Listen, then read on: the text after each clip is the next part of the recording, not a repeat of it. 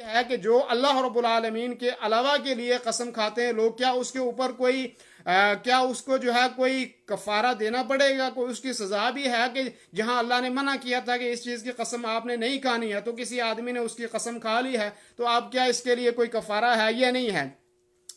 اس کی مثال یہ حضرت ابو ہریرہ رضی اللہ عنہ، نبی کریم صلی اللہ علیہ وسلم کے صحابی ہیں، وہ کہتے ہیں کہ اللہ کے رسول صلی اللہ علیہ وسلم نے فرمایا من حلف فقال في حلفه واللات والعزى فليقل لا الہ الا اللہ۔ آیت میں حضرت ابو ہریرہ فرماتے ہیں کہ جس آدمی نے اپنی قسم میں یہ کہا کہ میں لات اور عزیٰ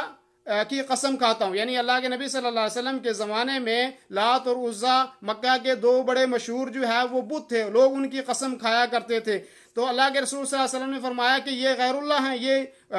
جو ہے اللہ کے علاوہ کی چیزیں ہیں۔ تو کسی آدمی نے اگر یہ قسم کھائی کہ میں لات اور عزیٰ کی قسم کھاتا ہوں، یا ہمارے زمانے میں کوئی کہتا ہے جی میں فلاں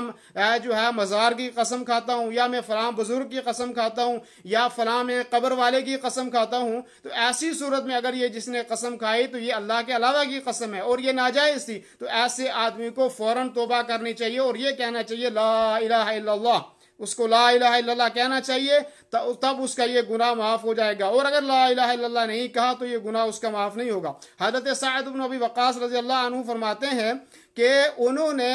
انہو حلف باللات والعزى فقال له النبی صلی اللہ علیہ وسلم قل لا الہ الا اللہ وحدہ ثلاثا، کہ حضرت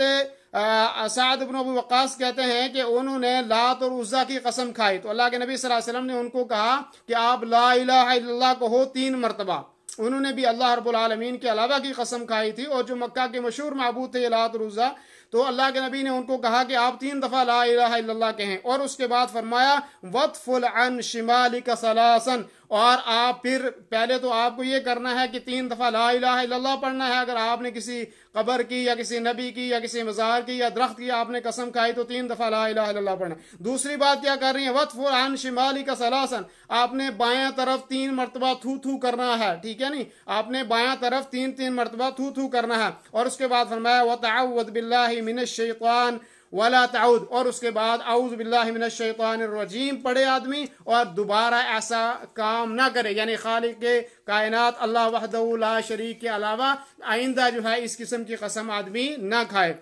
دینی رہنمائی کے لیے ہمارے چینل کو سبسکرائب کر دیجئے اور گھنٹی کے نشان کو دبا دیجئے تاکہ آپ کو مزید قیمتی ویڈیوز ملتے رہیں۔ جزاک اللہ خیر۔